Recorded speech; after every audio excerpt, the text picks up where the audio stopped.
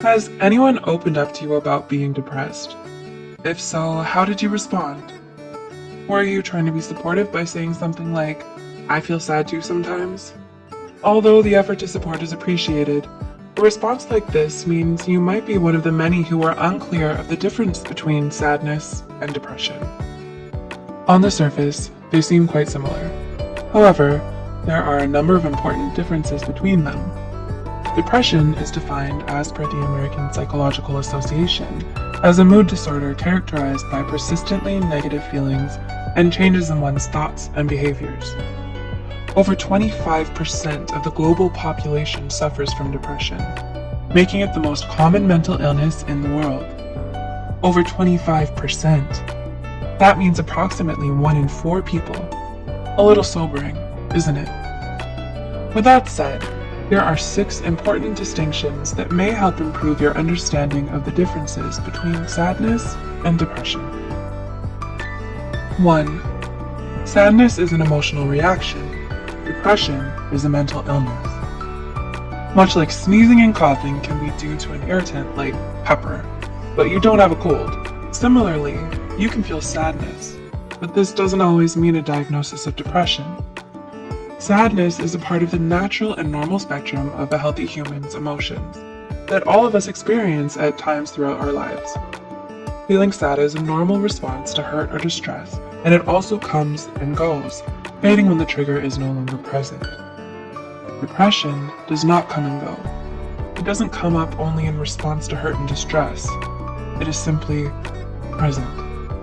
Depression is one of the most misunderstood mental illnesses in the world, affecting over 16.1 million people in the US alone. 2. Sadness is brief. Depression is persistent. Because sadness is only an emotional state, it doesn't usually last very long. Most people feel sad about something for only a few hours at a time, and after that, it usually fades on its own. Depression doesn't.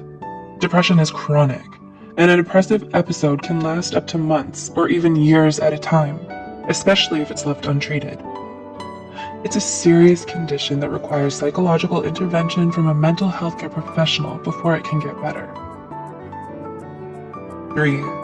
Sadness is specific. Depression is vague. While sadness can sometimes seem to hit out of the blue, there's usually a reason behind it. Specific nameable events like failing at a task, disappointment in a job, or the loss of a loved one can elicit sadness. So while it's easy to share and open up about what's making us sad, the same can't be said for depression. Unlike sadness, depression is not a reaction to a negative situation. A common difficulty is that those struggling with depression don't understand why they're depressed.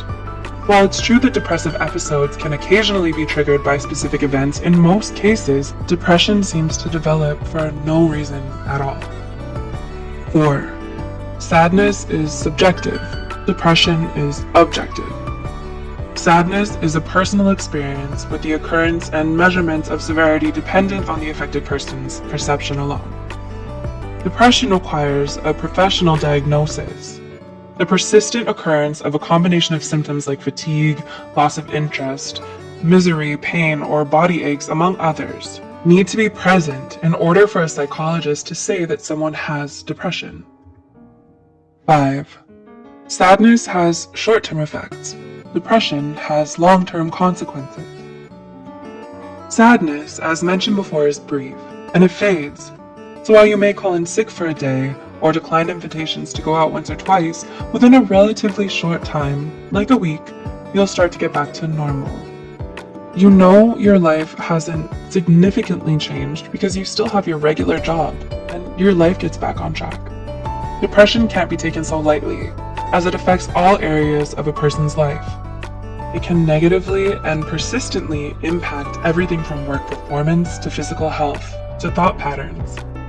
You may find it hard to feel good about yourself, experiencing feelings of guilt, worthlessness, and insecurity. This is why severe depression is often associated with self-harm and suicidal ideation. And 6. Sadness affects your mood. Depression affects your life. When you're sad, The normal reaction is to try to cheer yourself up with happy, enjoyable distractions, like going out with friends, doing that hobby you love, or even opening up to someone as a catharsis. Even when the sadness feels overwhelming and all-encompassing, there are moments when you still laugh, have fun, and feel truly happy, with no hidden shadow. Struggling with depression, especially during a downward swing, however, isn't so easily dealt with. It can be hard to find enjoyment in anything, where even things you love seem pointless. Your personal battery feels virtually empty with not even enough energy to perform normal daily functions like work, school, or showering. Depression also disrupts normal eating and sleeping patterns. All these factors combined mean you'll likely end up staying in bed all day, feeling empty, hopeless, and alone. Knowing the difference between sadness and depression can do so much in helping your understanding of mental illness in general. There are so many harmful myths and misconceptions surrounding depression, like it's a choice, it's make-believe, and more. So educating yourself about it makes you more compassionate and understanding to those who may be struggling with it, including yourself. Does this video resonate with you?